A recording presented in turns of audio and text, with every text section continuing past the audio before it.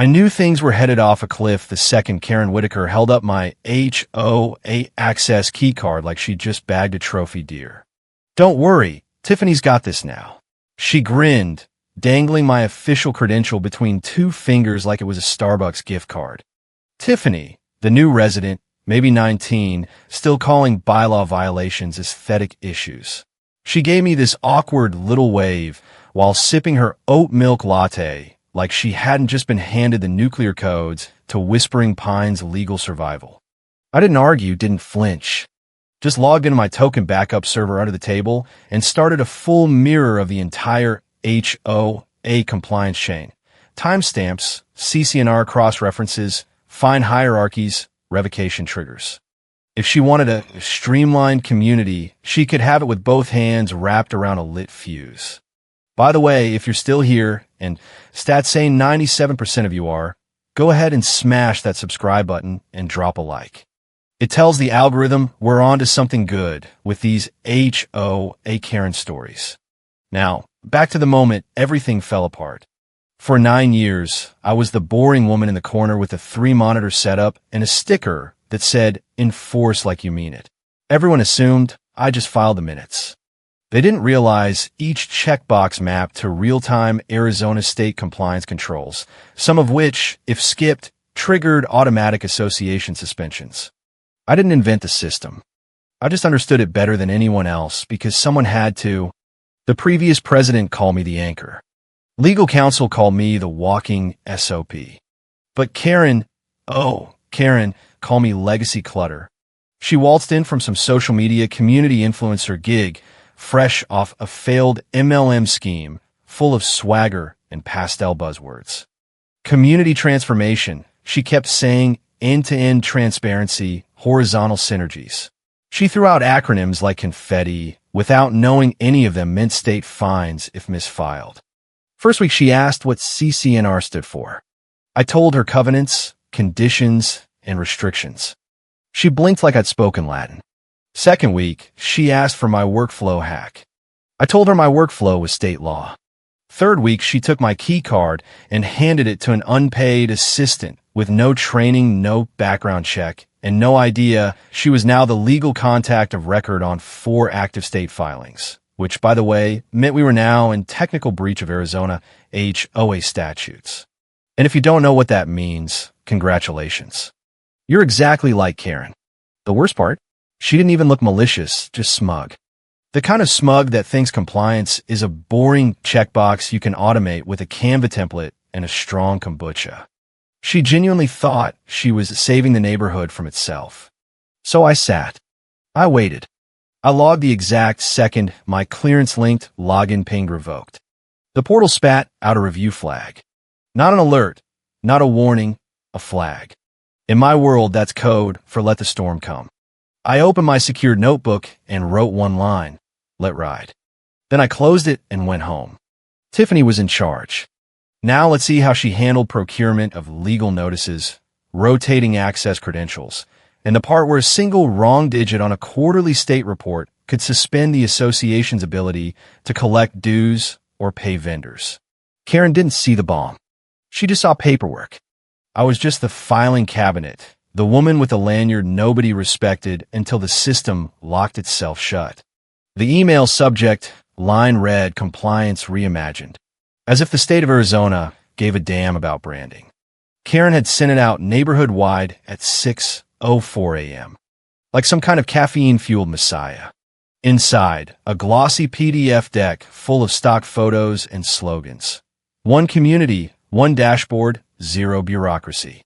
I stared at it a second longer than I should have, then minimized the window and opened my version of reimagination, a terminal full of rotating encryption logs and metadata integrity flags blinking like Christmas lights.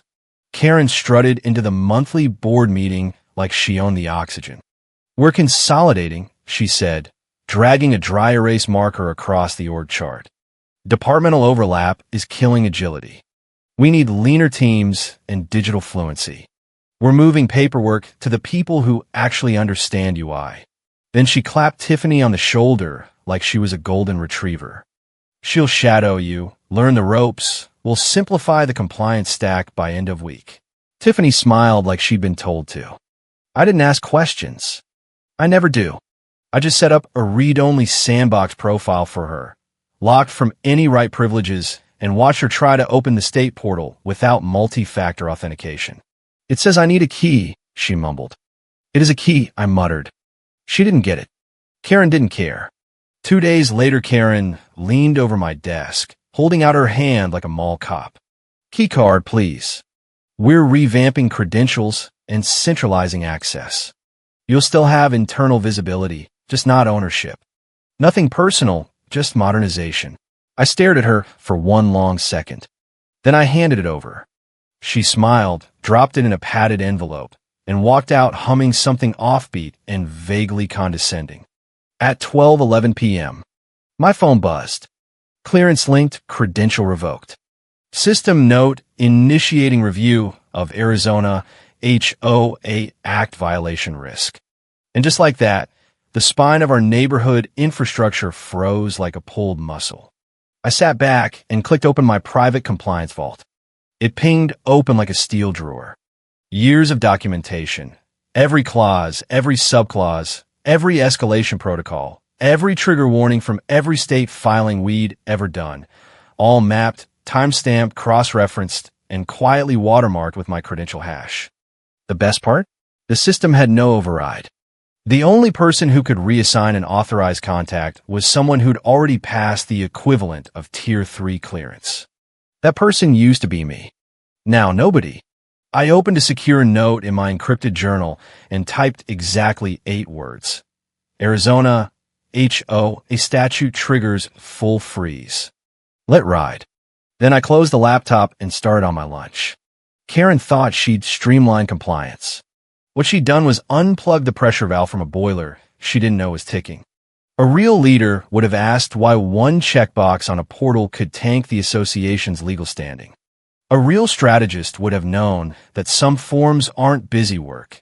They're handshakes with the state that don't forget. But Karen? She just liked slide decks. And Tiffany still didn't know how to log out. The truth is, I didn't set out to make myself indispensable. I set out to make sure we never missed a deadline that could cost us our incorporation status. That's the part they never understand. The system didn't revolve around me because I had an ego. It revolved around me because no one else gave a damn about building something bulletproof. It started 5 years ago with a single line item buried in a board memo. Eligibility for community grants contingent on verified state compliance. Simple sentence, thousands tied to it. No one read it except me. I stayed late that night and wrote the first draft of our internal compliance protocol. No AI, no automation, just understanding what the acronyms meant when translated into liability. I took the online courses no one volunteered for. Sat through the video trainings that made your skin peel from boredom. Got fingerprinted at the county office with chairs older than my niece. Passed the background checks twice. Then I built the system, encrypted login chains embedded in filing metadata, clearance-linked triggers tied to user IDs, portal handshakes that only worked with a valid clearance key. If you revoke the credential, the chain collapses. No more auto-renewals, no more compliance submissions, no more legal legitimacy. Did I tell anyone? Sure. In the documentation, page 46, Appendix B. Nobody read it. Every time we had a new filing, I onboarded myself, set up the folder structure, mapped out the reporting timeline, mirrored it to my compliance vault, and keyed it to my credential hash. Nobody ever offered to help. Nobody asked how it worked. They just assumed the reports filed themselves, that the pop-up reminding them of the Q3 validation date came from the air, that the portal status lights turned green by magic. Karen never asked how the light stayed green. She only saw the filing cabinet, the woman with the lanyard and the spreadsheets, and the ancient terminal with a wallpaper that read, "Silence logs everything." But I didn't resent her. I didn't resent any of them because resentment is a waste of RAM. Instead, I built quietly.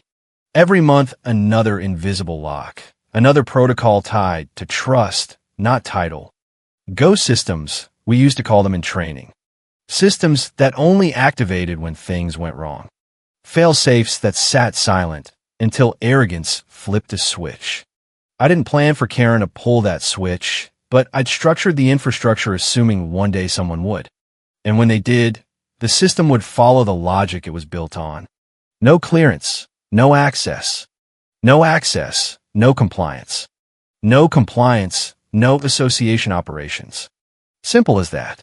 Karen always presented like a TED Talk nobody asked for. That Tuesday morning, she burst into the community center 5 minutes late, MacBook in one hand, a half-eaten acai bowl in the other, smiling like a woman who just Googled leadership. On the screen behind her, Compliance 2.0 decentralized and in turn, big, bold, center like it was a tech launch and not a state-regulated liability. We've submitted all our monthly reports ahead of schedule, she announced, smug enough to drown in. Tiffany's been fantastic. Really stepping up. This is the kind of agility we've been missing. Someone clapped.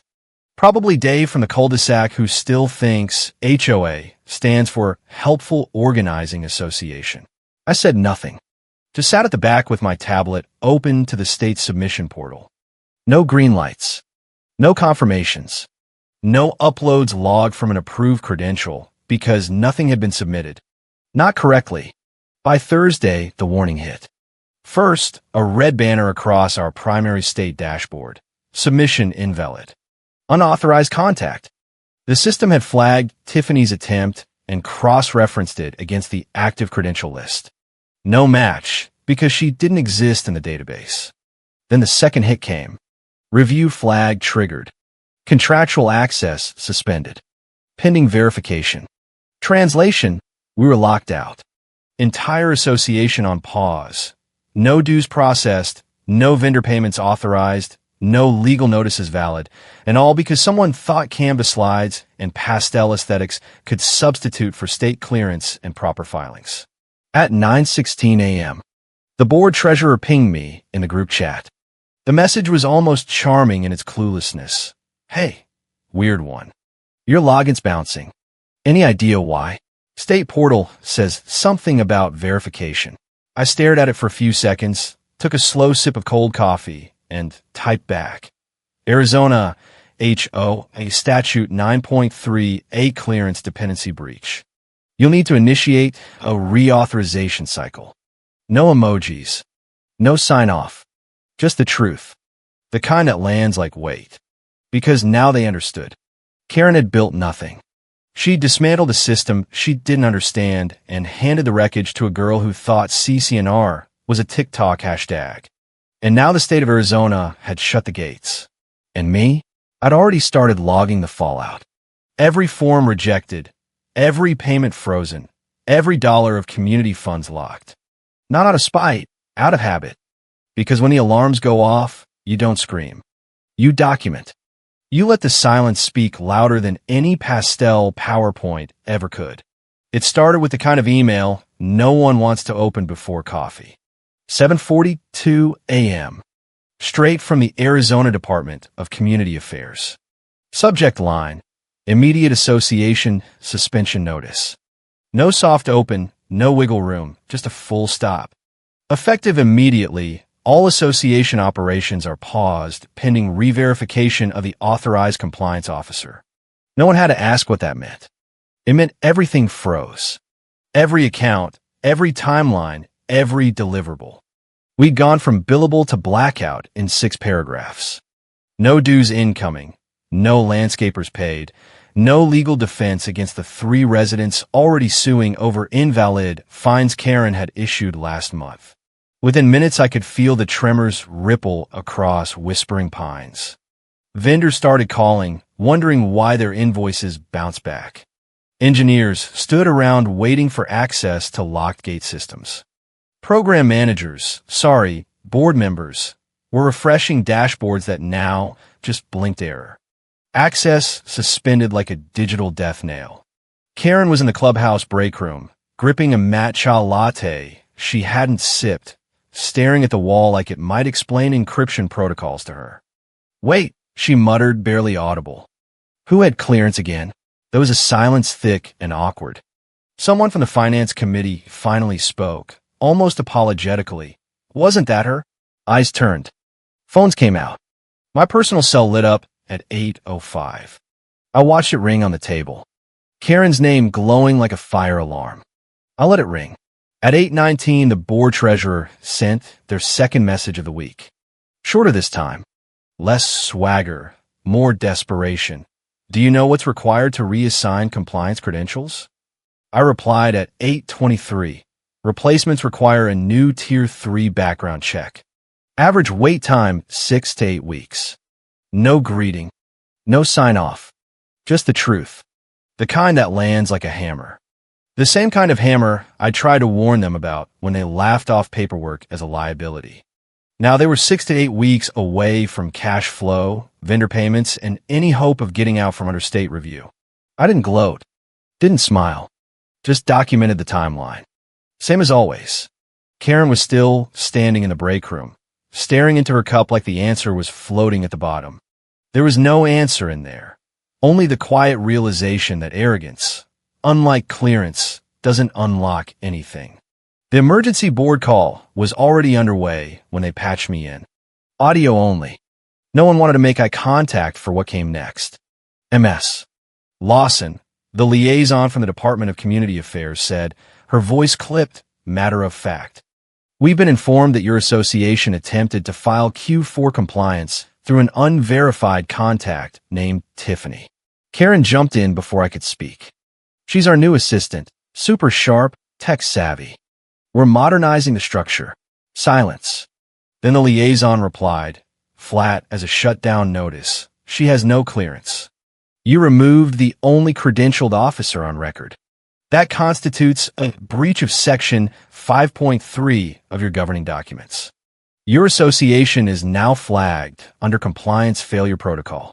Karen made a noise like someone halfway between a cough and an apology. The board chair spoke next.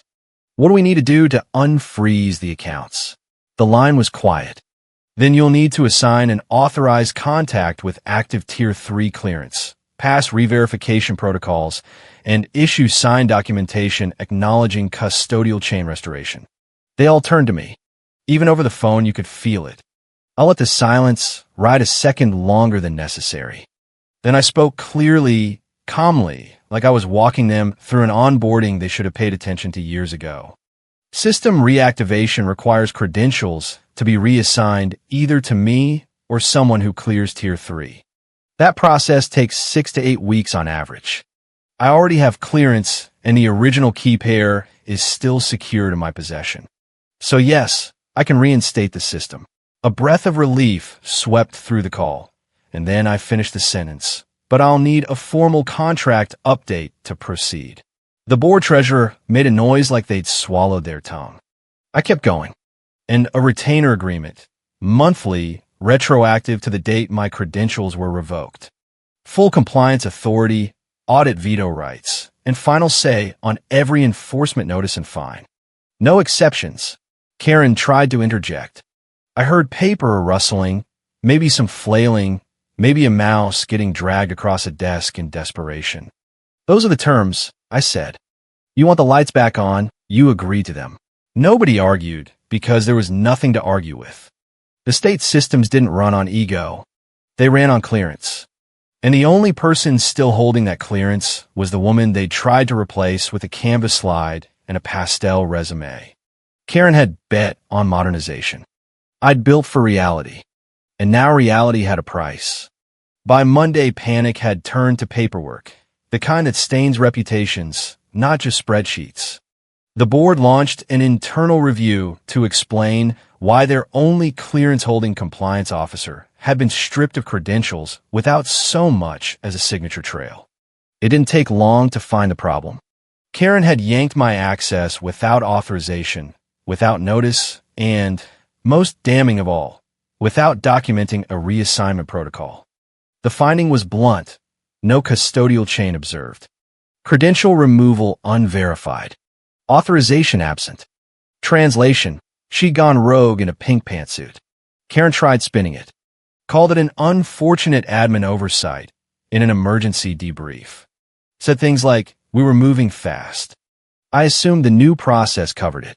You could hear the desperation beneath the buzzwords. The board chair, arms crossed, didn't say a word for nearly a minute, then turned to the treasurer. We never approved a reassignment, right? The treasurer didn't hesitate. There's no paper trail. That's on her. Silence. I didn't gloat. Didn't need to. The air was already heavy with the weight of consequence. That afternoon, the board chair called me in. We'd like you to resume your role. Head of Compliance. Same title.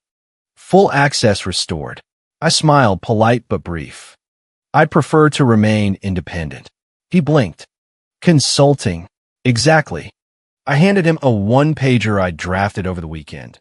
Monthly retainer, remote first, decision authority over all compliance protocols, final signature rights on any state-facing submission, audit veto power effective retroactively. No exceptions, no delays. He didn't even flinch, just nodded and passed it to the treasurer. Karen wasn't in that meeting. She was down the hall, still listed on the group chat as president, but the word around the neighborhood said otherwise.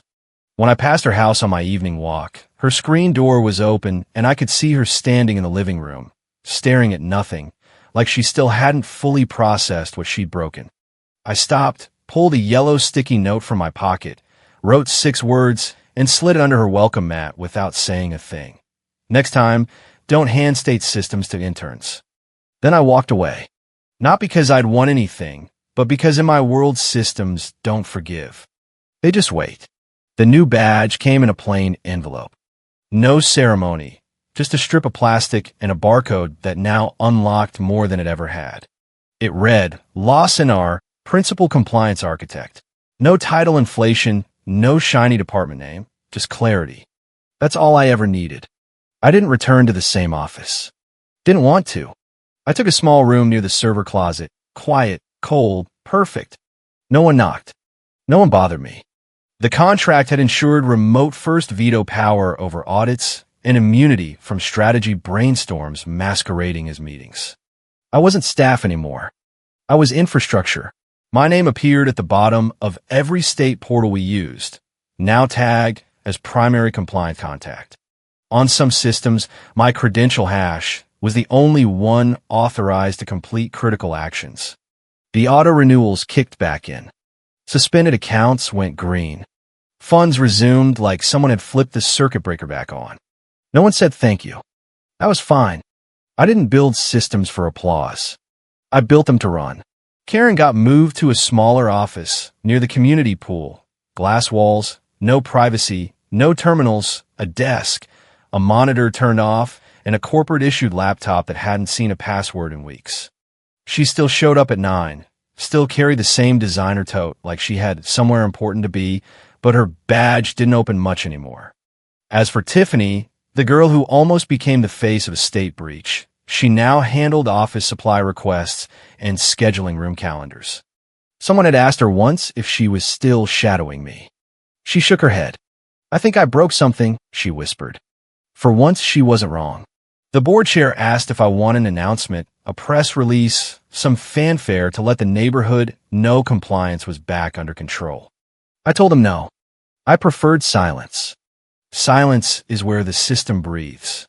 It's where the logic flows, where each rule and clause moves like a current beneath the surface.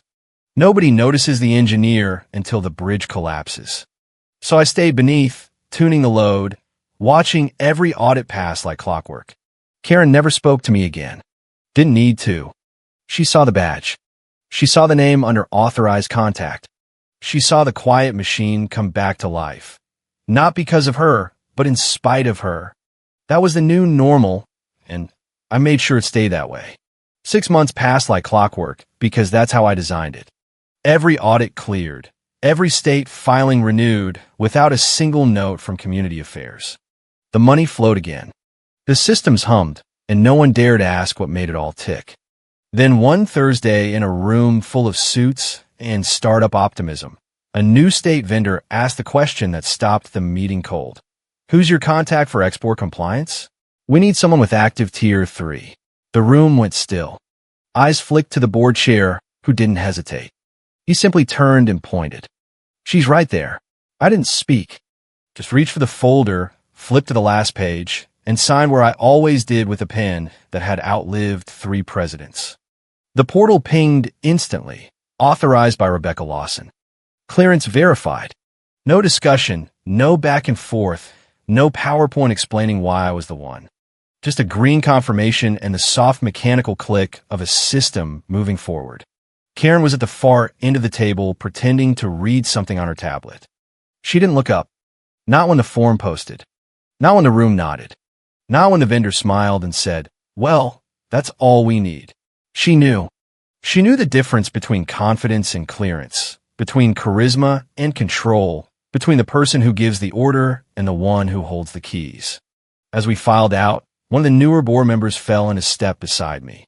Probably hadn't been around when the freeze happened.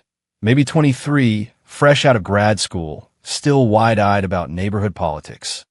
"How did you get that kind of trust?" she asked, genuine curiosity in her voice. I didn't stop walking, didn't change my tone. "I read the fine print," I said. Then I built systems around it. No more, no less. Behind me, the hallway filled with soft conversation. The day went on. People moved forward. But the system stayed where it was, stable, silent, watching. And me? I stayed behind the controls where I belonged. The first real laugh in anger moment came when Karen's own pool furniture, those hideous flamingo pink loungers she'd insisted were on brand, triggered the exact violation she could no longer enforce. Tiffany had tried to issue the notice. The system spat back, unauthorized signer, rejection code 47. So the notice never legally existed. Karen stood on her driveway in her matching pink caftan, waving the printed copy like it was a battle flag, screaming at the landscaper, "This is unacceptable. The rules apply to everyone." The landscaper just shrugged. "Ma'am, the portal says the association has no authority right now. Talk to your compliance lady." Karen's face went the color of her lounge chairs. I watched from my window across the street, sipping tea, while she realized the irony.